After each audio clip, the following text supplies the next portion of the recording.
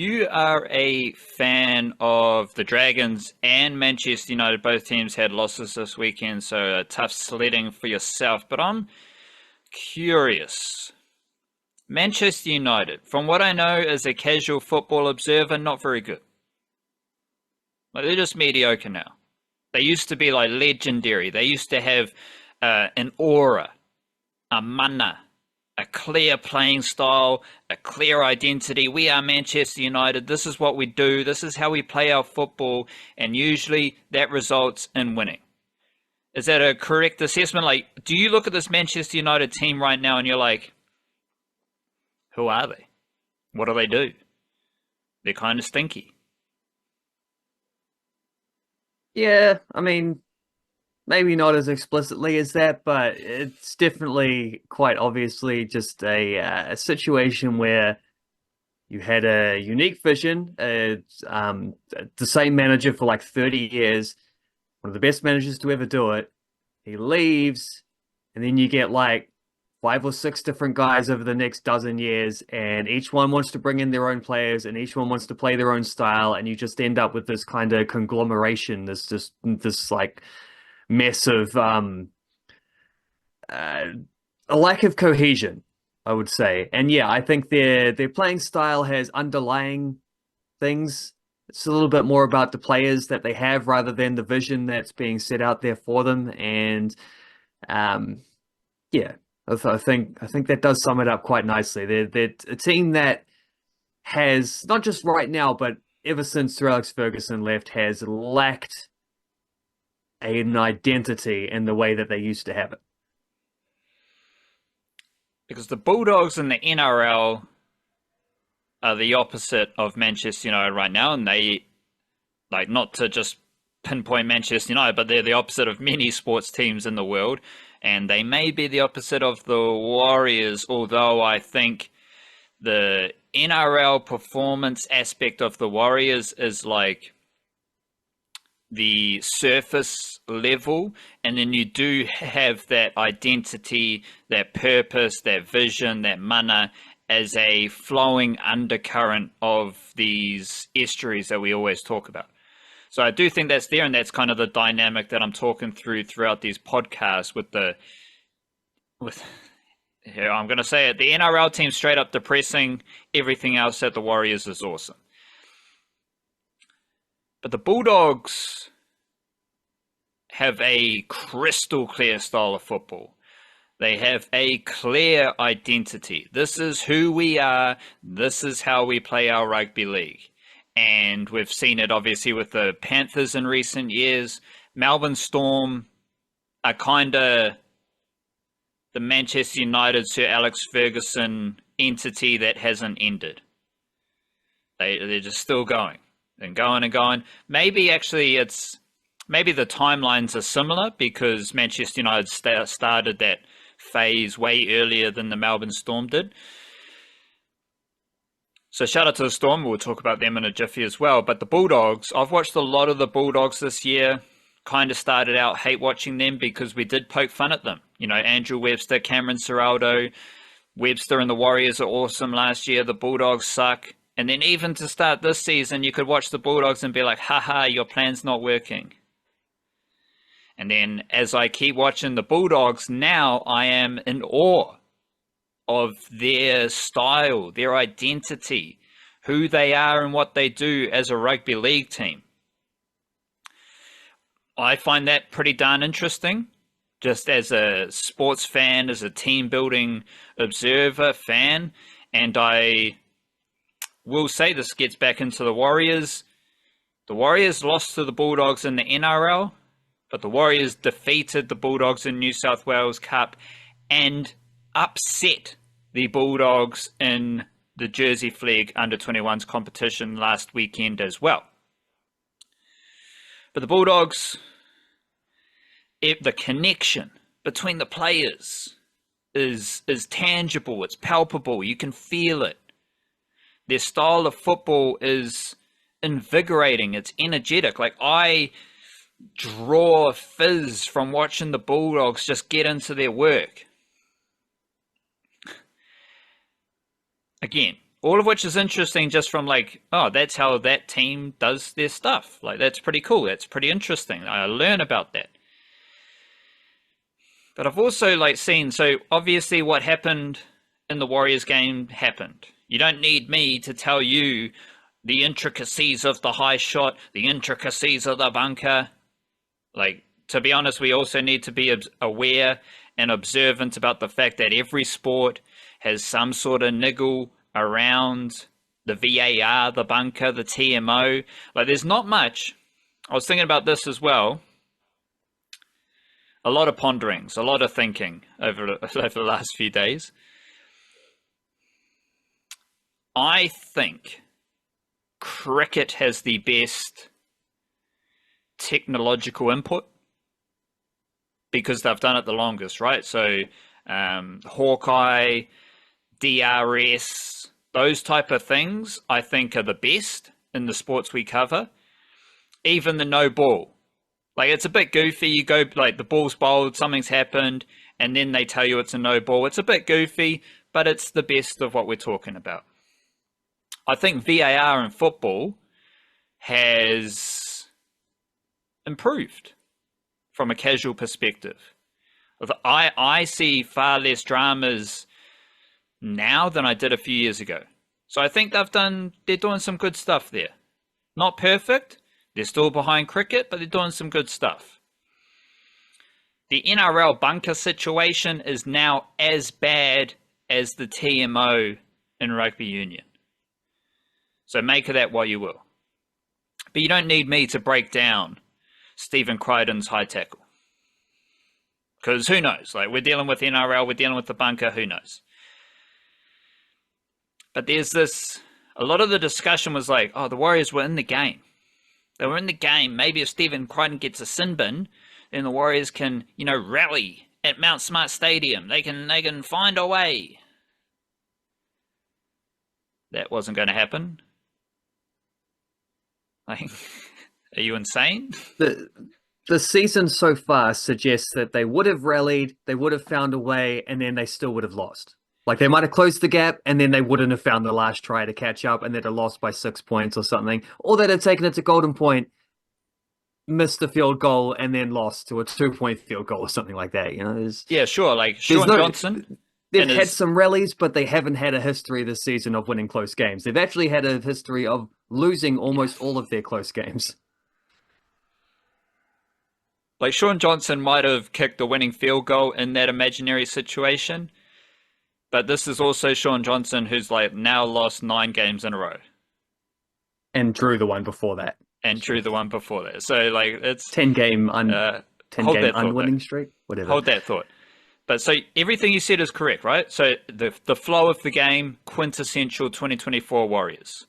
They score a couple of tries early, then the other team gets back into the contest. Last year, off the top of my dome, it seemed like the Warriors would concede tries early and then rally. Now it seems like they score tries early and shit the bed. So like all of that, the pattern of the season probably would have determined that the Warriors do not win that game, even if Stephen Crichton gets sin-binned.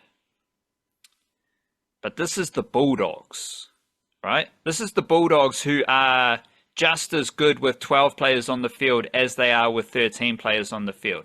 This is the Bulldogs who grind you down over the course of 80 minutes. That's why I brought up the Bulldogs' identity, the Bulldogs' playing style, the Bulldogs' culture.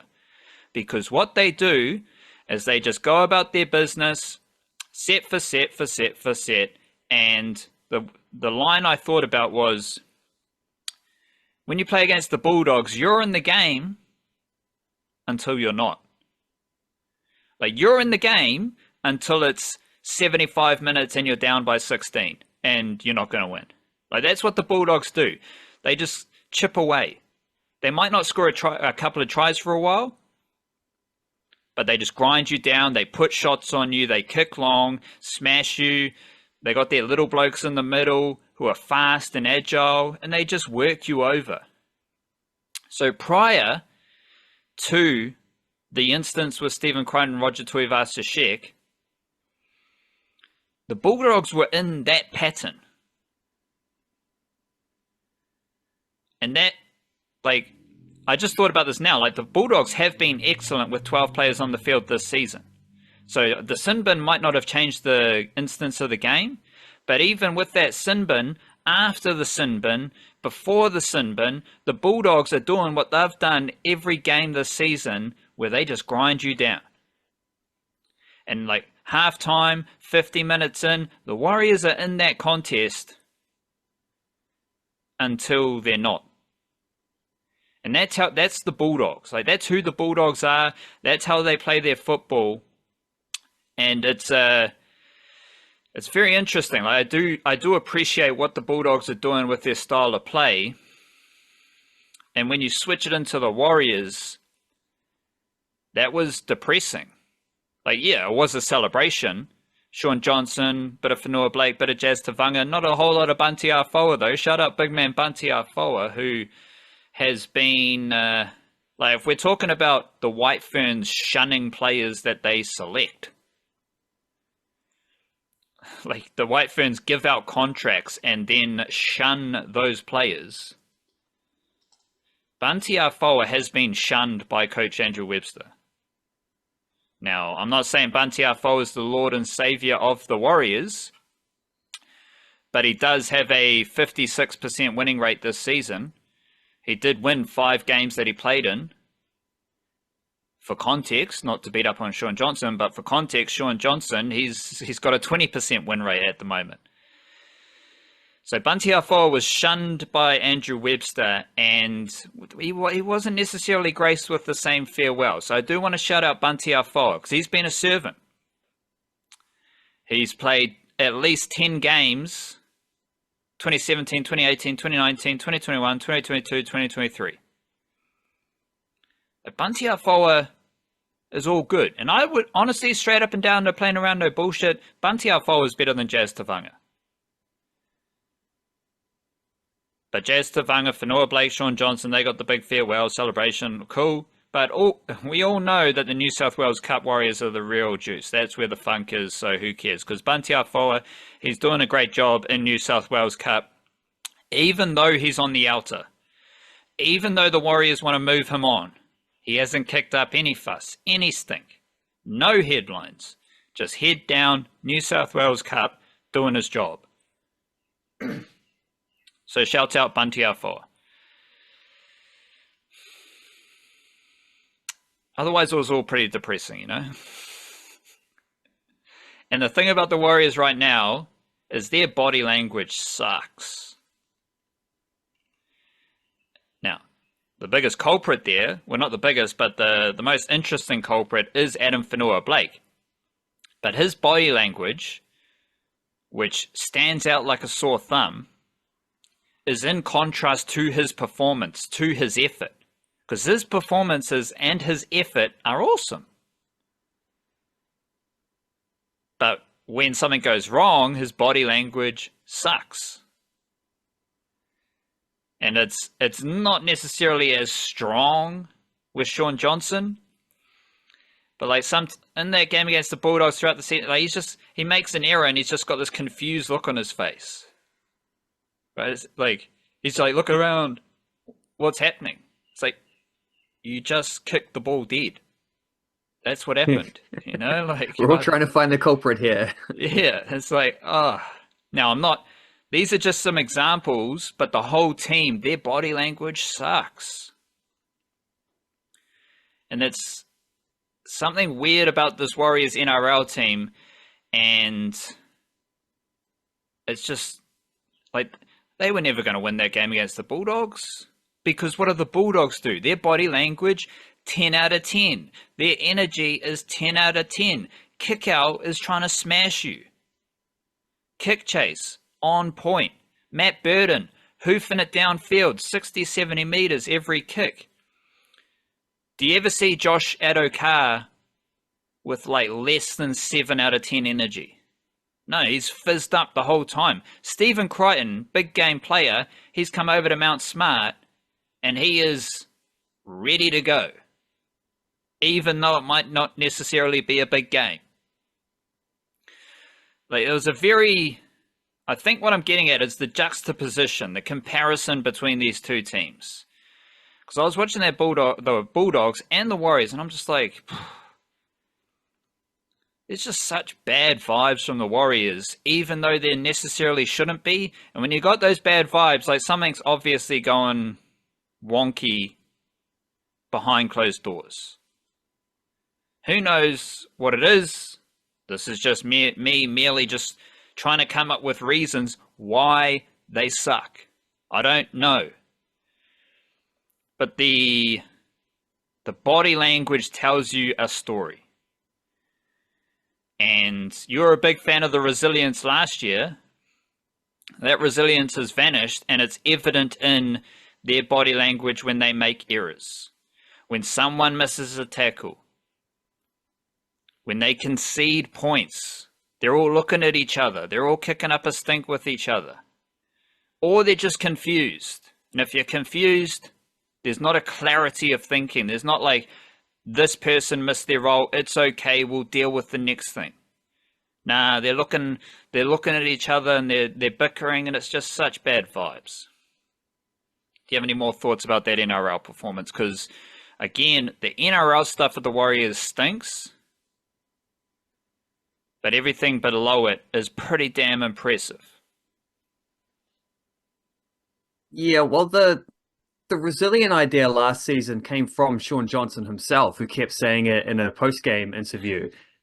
Which is like, the boys are just so resilient. I'm so proud of these guys. Such resilience. It's like, well, it's not ironic because it was actually true at the time. It's just funny to look back on it now and see that he's part of a team where that's just clearly not the case. And yeah, I've noticed that. Like, Jazz Tavanga is another one I remember. I don't think it was this week. I think it was the game before where he made a couple mistakes on attack inside the 20 and like hurled the ball into the ground. Like he's fumbled to play the ball or something like that and just like threw the ball away. So like these, he's leaving. He's trying to make a good impression, but there's also just this. It's not a happy position to be in, and it might just be that simple. It might be as simple as there's players who are leaving. They're out of the top 8 contention, and they just want the season to be over. They're not as invested in what's happening beyond this year because some of them aren't going to be there. Others are just sort of like, well, next year's what matters, and this year's gone. That you do see that. It is a common thing. It's just kind of human nature to fall into those traps sometimes. But yeah, there's not...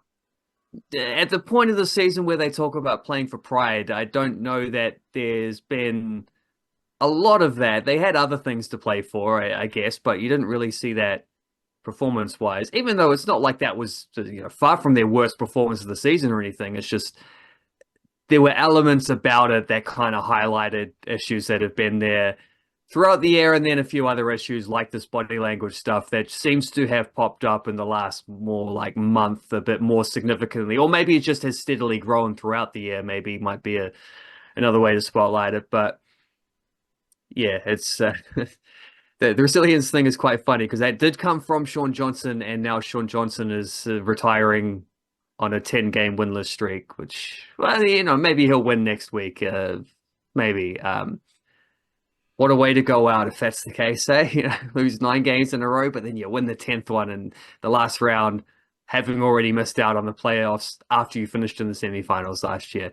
But there is a vision beyond this year that you can see, and that is definitely where the optimism should lie for the Warriors. It's not like this year has to be a return to just like, well, they had that one good year and now they have to have 5 bad years or whatever. There's clear ways in which they can bounce back next season, but it will be a very crucial year. And I think a crucial year for the Bulldogs as well, because that's an interesting one with that dynamic where the two Penrith assistants each get a head coaching job somewhere else, and one of them struggles in the first year, the other is brilliant in the first year, but then the brilliant one struggles in the second year, and the struggle one is brilliant in the second year. And the third year should give us a better idea about how those things balance out. So 2025, a big one for the Bulldogs and a big one for the for the Warriors too. Probably more so for the Warriors because at least the Bulldogs can afford to have a bad year after having had a. Well, we'll see how far they go in the playoffs. I don't know. I don't know. They're the type of team that might be able to surprise someone actually, even though it does feel like another one of those years. I saw a thing of like the all the minor premiership winners since 2013, I think it was. It's just Roosters, Storm, Panthers. Like, no other team has won the minor premiership in the last 12 seasons, I think it is. So just those three teams all the time. And they've got sneaky hopes, just quietly. Let's throw this one out and see if this might manifest. Just sneaky hopes Jerome Hughes might be a Dally M. I won't say favorite, but he's definitely right up there in contention. He might get lucky there. That's a good segue to the Melbourne Storm, but we won't do it because I've got some more Warriors things to say. You know how I was talking before. I think I pretty much said the Warriors don't win, and the bad body language is a factor. They don't win the momentum, the collision, the flow of the game to earn the referee's favor. Yeah. Like that, it's the Stephen Crichton decision was kind of baffling, and it in no way, shape, or form should body language and dominance, aggression, confidence influence the referee, but it does. Because around that time, you see different social medias and whatnot, you see, this is just the norm for the Warriors. And I've put up on Twitter examples where Wade Egan got smashed in the face, no penalty. Where the Golden Point Bulldog stuff with Tamaita Martin, no penalty. Stephen Crichton, this stuff happens all the time for the Warriors. It's happened throughout the season, but any Warriors person, any Warriors fan knows that this has happened for 25 years. Or 29 years now. So the Warriors haven't really had the favor of referees for that long. I wonder why that is. Because if you're not winning the collisions, if you're not winning the flow of the game, if you're not dominating your opposition, well, have the Warriors done that consistently for 29 years? No. They've made the finals in less than half of those years. So they've been a below average team for most of their existence. In no way, shape, or form is that aligned with winning the favor subconsciously of the referee. Does that make sense? 100% sense. I think that's absolutely true. And it's there's another aspect to it as well, which is not just the sort of, because if you're winning the collisions, you're getting that kind of momentum. It just gives a natural impression that the referee's going to be skewed by a little bit. But it's not just that the referee's skewed by it; it's also those teams suffer more penalties against. If you're winning the collision, you're more likely to have the opponent trying to hold you down and slow the play of the ball. That's a penalty. Those things also, it's not just there is a subconscious element, and then there's also a literal, subconscious and conscious, I guess. It's the ego, the id, and the other one, the super ego. I think these things work on all of those levels, where there's also just a state of play thing where you draw more penalties by being a more dominating team in the flow of the game, and you give the referee more decisions to make, more opportunities for the referee to blow penalties. Law of averages, that's also going to work out in your favor. These things, they do reward the best teams for a reason. It's because the best teams kind of earn that reward. They earn that favor. That's across all sports. You look at the teams that people complain about winning the most VAR penalties in the Premier League. It's Manchester City and Liverpool and probably Arsenal. Those are the kind of teams that are up there who win the most penalties anyway, because they're the best teams, because they spend the most time on attack, because they run at defenders in their penalty area and draw fouls and swing in more crosses that catch clumsy handballs and whatnot. These aren't coincidences. It used to be Manchester United. It's a little bit less so Manchester United now, but back in the day, it used to be Man United get all the penalties. Yeah, because they spend the most time on attack of all the teams in the league. They score the most goals. They earn these penalties because they're in position to get those penalties. I bet the Melbourne Storm have a good record on these things. I bet the Penrith Panthers have a good record on these things. We know the Warriors don't have a good record on these things, but that's not a coincidence. So, because Warriors fans, there is I don't know if you call it like an insecurity or whatever, but there's an angst like NRL hates us, the referees hate us, Australians hate us. Well, maybe instead of blaming the NRL and the referees, maybe blame the team, because the team has been mediocre for a long time. Like, let's just be straight up and down about it. Dimitri Sifakula is not mediocre, though. Dimitri Sifakula is really good at rugby league. I think he was the best player for the Warriors against the Bulldogs. He had his most running meters of the season, most minutes, and a lot of tackle busts. He's had 2 line breaks in his 3 games this season, but unfortunately for Dimitri Sifakula, coming out of Aotearoa and De La Salle College, he hasn't won an NRL game yet. He plays 3 games this season. Dolphins, Sea Eagles, Bulldogs. The Warriors have conceded over 20 points in all 3 games, and he lost 3 games he played in last season. So he's 0-6 in the NRL. But I don't think that informs me any way, shape, or form about Dimitri Sifakula. It's just an awkward spot that he's in, because I think Dimitri Sifakula has been, he impacted the game against the Dolphins. And he was pretty damn good against the Sea Eagles. Then he played his best game against the Bulldogs. And if you look at his minutes played across these 3 games, 12 minutes against the Dolphins, 22 minutes against the Sea Eagles, 32 minutes against the Bulldogs. So he's added 10 minutes to his game time with each of those games. To me, he's a bully. Like, his presence in the middle, he owns that. And he looks comfortable with the physicality and aggression of the NRL. I want to see... Remind me how old he is again? I think he's probably about 21, 20? 20! 20. And he's bullying dudes who are much older than him and more experienced than him. That's a good start. Like... All these Warriors dudes are eligible for Jersey Flegg under 21s, right? Like Laban, some of them are eligible for SG Ball, Leka Halasima, Jacob Laban, so on. Dimitri Sifakula could be playing Jersey Flegg and just absolutely destroying people. Instead, he's looking comfortable in the NRL, 20 years old, and I want to see him playing alongside James Fisher-Harris and Mitchell Barnett.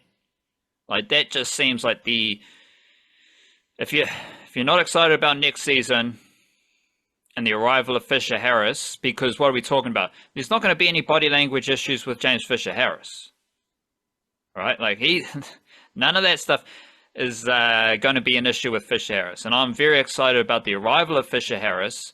I think the Warriors in the James Fisher-Harris era are going to be much better than they have been, but like, along with that bigger picture, broad statement, you're going to see Sifakula and Fisher-Harris together with a bit of Mitchell Barnett, whether he's playing on the edge, whether he's playing in the middle. That's going to be very fun for Warriors fans.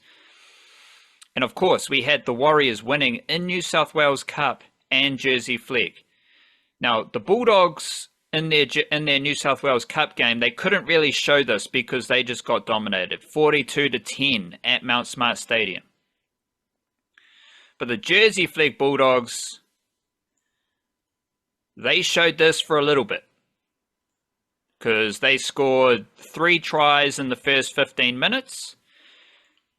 And like the NRL team, like the Bulldogs' culture and identity, they were up and about. They were aggressive. They were chirpy, niggly. Their presence was felt. And then they conceded 6 tries and lost the game, because the Warriors won 32-16, and it was a very good win for the Jersey Flegg Warriors because they are now 11th, while the Bulldogs are 2nd. But the Warriors won that game, so it was a pretty impressive effort from the Warriors in Jersey Flegg. And this week, all 3 teams are playing against the Sharks. So in the NRL, they're playing against the Cronulla Sharks, and you got Taine Tuipiki, but other than that, bit of Dimitri Sifakula. Not overly excited for that game. The New South Wales Cup Warriors, they're playing Newtown, and the Jersey Flegg Warriors, they're playing the Cronulla Sharks. So some stuff to watch out for. New South Wales Cup Warriors, where are they on the table? They are currently 4th. And the Newtown Jets are 3rd. So this is another big game for the New South Wales Cup Warriors, who, Eddie Iramia, what am I saying about him all season? He's playing centre, prop, and edge forward. He should be playing, apparently he was eligible for SG Ball to start the season, so he's 19 or 20 years old, just playing every position possible. And I do love the abilities of Makai Tafua from Christchurch, the young dummy half there. I think we've got one, Eddie Iramia, Luke Hanson, Tanis Dale-Smith, Makai Tafua, Jacob Laban, Leka Halasima, Harry Durbin, Zion Mai'uu, who are all under 21s playing in that New South Wales Cup team or named in that New South Wales Cup team. The Jersey Flegg Warriors, they're playing the Cronulla Sharks. Shout out Cronulla Sharks. They got Felix Fa'atili, Hornby Jr., you got Salisi Ataata, Otahuhu Jr., and Richie Tupuaile, who's a Hornby Rugby Union Junior. So you got Felix Fa'atili, who is from Hornby Rugby League, and you got Richie Tupuaile, who's from Hornby Rugby Union.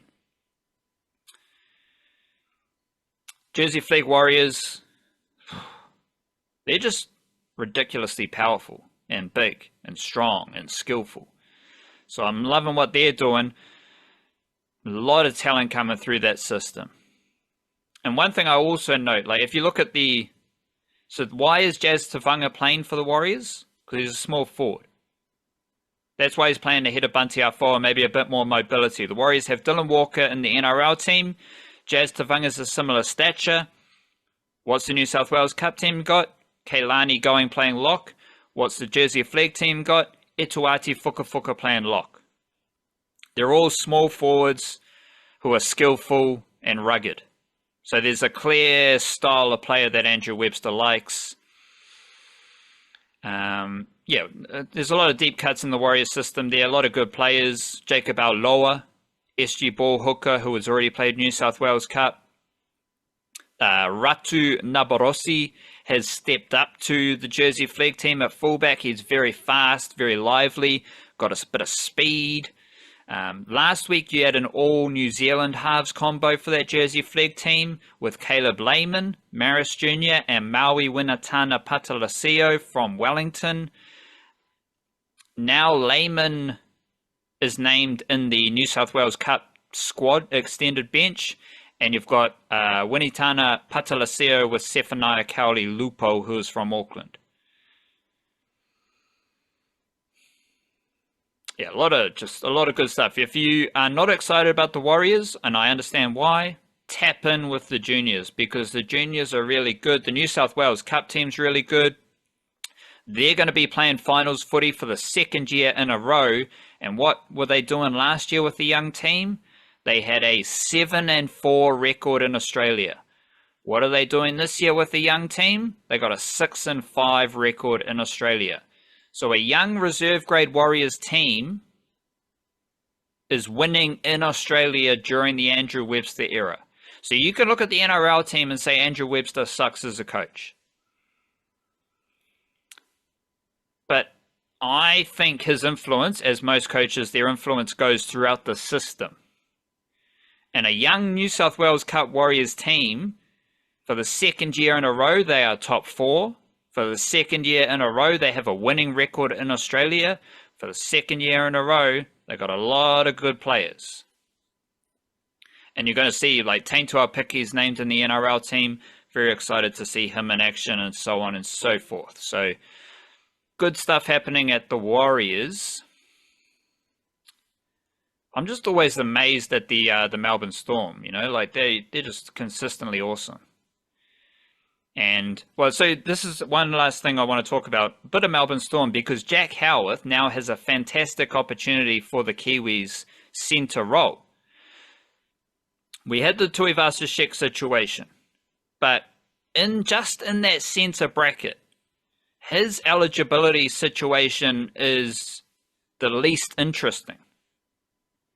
Because Jack Howarth played for New Zealand A last year, he's played for the Māoris, and he is just a straight-up Queenslander. But he's playing very good for the Melbourne Storm right now, and there's a centre spot up for grabs that he could take if Joey Manu is off to Japanese rugby at the end of the season. Deine Mariner. He is going to choose between New Zealand Kiwis and Samoa. That is more interesting than Tuivasa-Sheck, because Deine Mariner is a young player with like a high pedigree, highly talented young player. If he chooses Samoa over the Kiwis, that is going to have a bigger impact than Tuivasa-Sheck, like his decision. That's very interesting. Your Dragons lost to the Sharks, and the Sharks had Kayal. He could be in the mix for a Kiwi centre spot, but he's born and raised in the Cook Islands. He's one of the few Polynesian, Samoan, Tongan, Fijian, Cook Island players who was born and raised in those islands. So he's like as hearty as they come with Cook Islands. He spent a few years as a teenager in Auckland at Mount Albert. Same place where Sebastian Sua played. Hold that thought. So aside from Tuivasa-Sheck, you got Jack Howarth, Deine Mariner, and Kayal, who all need to make an eligibility choice. But those three are the main dudes who now have an opportunity with Tuivasa-Sheck going to play for Samoa. It's a very interesting mix of situations. And Jack Howarth is the most interesting to me because he's been awesome at centre for the Melbourne Storm. And the Melbourne Storm are the best team in the NRL with a fresh look. Jack Howarth has developed. Joe Chan also played for New Zealand A last year. He's come into the team. Alec MacDonald gets better and better. So the Storm are like refreshing their crew with another wave of Kiwi players or loosely affiliated New Zealand players. Sebastian Sua did make his debut for the Newcastle Knights. He's a big bopper who was like, he left school and then he was playing Fox Memorial for Mount Albert. So he was playing against men in Auckland before he went to join the Newcastle Knights, where he played under 21s. So that's always a good indicator of talent. Because if you're a big bopper playing against men, sure, it's a lower level, grassroots footy, but it's rugged, it's ruthless. And you got to hold your own. He was doing that in Auckland for Mount Albert before he went across to the Newcastle Knights. And he's just slowly developed at the Knights over the last year and a bit. He is 20 years old. He could still be playing Jersey Flegg. Instead, he made his NRL debut. Bit of a weird situation because he was 18th man. I think he came onto the field due to a sin bin situation. He played 12 minutes, then he got sin binned. So he almost spent more time in the sin bin than he did playing in his debut. But he is like very big, very robust, mobile. I think he's a bit bigger than Leo Thompson, but a similar style where they're just big and mobile. And I'm pretty confident that he will be eligible for Samoa. But there's like just this list of Aotearoa big boppers: Griffin Neame, Leo Thompson, Xavier Willison, someone like Sebastian Sua. Dimitri Sifakula's got eligibility for maybe Tonga, I think. I'm not sure. So there's a lot of just big boppers. This is the land of the big boppers, Aotearoa. I have also seen like a few headlines. New Zealand Rugby League did a deep dive or did a yarn about it. They've got they're restarting their Taurahere program, which was like an old thing from the early like 2012, 2014, 2015, with a connect with players in Australia. So like whatever, that's cool, good stuff. But that is very interesting now because you do have Jack Howarth, as I said, he's in the Kiwis mix. You got someone like Benjamin Takura playing NRL for the Broncos. He's back in the Broncos team this week. And he played for New Zealand Day as well. And he's a hearty Queensland development player. Now he's on the bench. So it's going to be very interesting to see what happens with those lads, as well as the players who played junior footy in Aotearoa who are Samoan, Tongan, and have ample choices. Once again, I think the most important thing here is that Aotearoa is producing so much rugby league talent that there's too much talent for just Samoa, Tonga, or New Zealand Kiwis. Like, all these players are coming out of Aotearoa. They're coming from all regions of Aotearoa, and this is the time of rugby league abundance, which is also evident in the women's competition, NRLW. I'm going to quickly quiz you. We'll do a little quiz here. Not a quiz, just a check-in maybe. I don't even know. But we do have an update on the Georgia Hale tackling awesomeness. The second most busiest tackler in NRLW has made 186 tackles. Not important, but she's tackling at 91.6%. So 186 tackles for second. How many tackles do you think Georgia Hale has in first? Well, I can't remember exactly what it was when we talked about it last. I'm just going to go on a limb and assume Georgia Hale has extended her lead.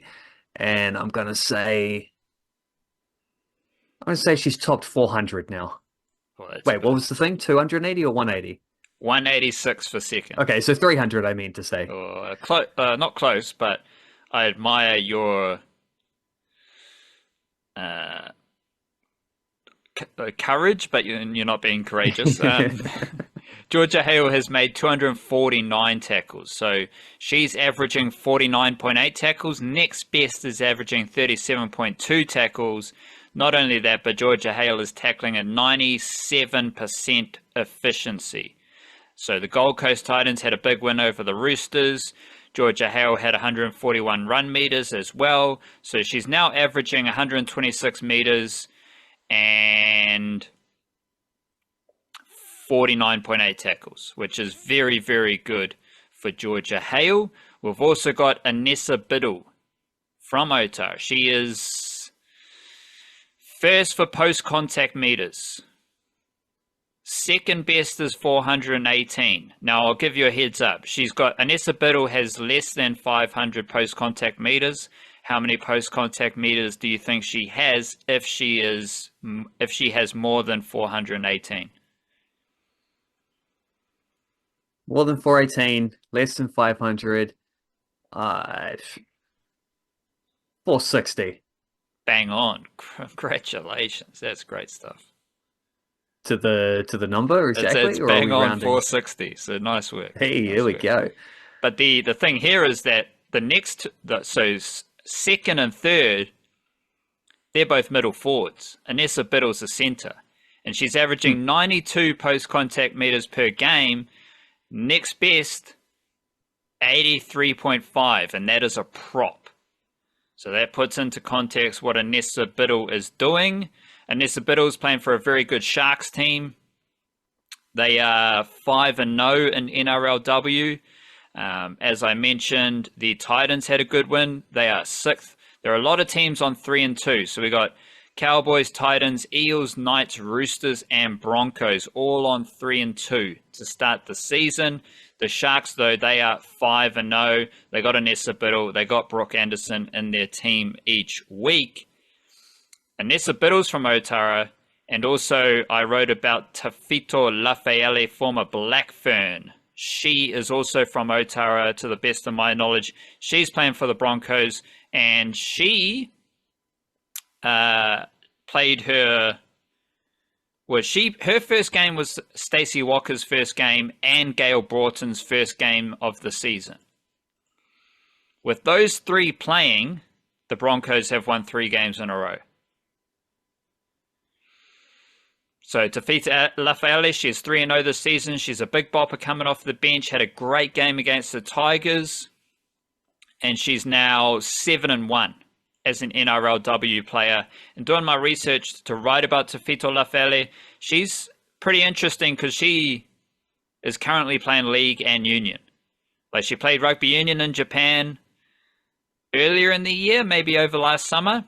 She was playing Super Rugby Aupiki, and then she was playing for Wyndham in Queensland Rugby League. Now she's in her second season playing for the Broncos in NRLW. And the Broncos, like, the Sharks are awesome. Love Annessa Biddle. Partial to the Titans as well with Georgia Hale. The Titans also have a couple of youngsters there with Matakino Gray. And obviously you got Niall Williams-Guthrie. The Knights, they're pretty awesome. Tanika Willison's still in their team. Abigail Roach is one of my favorite players. But the Broncos are just like, they're the most watchable team. They've got the heartiest Aotearoa links. They're really good as well, which is important because the Raiders have a lot of Aotearoa wahine. The Dragons have a lot of Aotearoa wahine. But they're both 1-4 this season. So they're not so good. But the Broncos are good, and they've got a lot of NRLWahine. You got Mele Hofunga from Mangere, she's in the centre. Stacey Walker, who is from Ruatoke, she's on the wing. Gail Broughton from Hawera, she's at number 6. Brianna Clark is an Aussie, played for the Kiwi Ferns, shout out to her. She's a prop. We got Tuivasa-Sheck, Lavinia Gould, Aneta Nu'uasala's back in the team this week. She was suspended. She had a scrap in round 1, which the Broncos lost. Now she's back in the team. So if you're looking for an NRLW team, I would recommend the Brisbane Broncos right now. Because obviously they've got that mainstream appeal with Stacey Walker, and Gail Broughton's really good at the moment in the halves as well. She's looking quality. So she's doing good stuff. You got Mele Hofunga, one of the best rugby league and union players in the world ever. So shout out to the Broncos. What do we got? Destiny Brill's from Aotearoa, but she's representing Queensland and Australia, so I don't necessarily have her in the NRLWahine mix. Broncos 17. They've got 1, 2, 3, 4, 5, 6, 7. 7 out of 17 I've got in my NRLWahine equation. Lots of good stuff happening there. And another recent development, Lavinia Tauhalaliku is named on the extended bench for North Queensland Cowboys. She was playing for Manly's Sea Eagles in the New South Wales Women's Premiership a few weeks ago. Maybe last week. Scoring tries for fun. She had one game where she scored 5 tries. And now she is playing... Well, now she seems to have picked up an opportunity with the Cowboys. She's only on the extended bench. So I'm not sure if she'll get game time this week or moving forward. But the Sea Eagles, I've talked about this before. They are full of players from Auckland. And they're only playing in the New South Wales Women's Premiership. But their team is stacked with young ladies from Auckland. And a bit of, Aotearoa regional funk as well. Tauhalaliku, she's from Southern Cross, same school that Mele Hofunga went to, same school that Leka Halasima went to, and she was clearly too good for the New South Wales Women's Premiership, so now she seems to have got an opportunity with the North Queensland Cowboys. I think she's already a Tongan international just from playing local footy in Auckland. Big up to all the Aotearoa Rugby League flavours.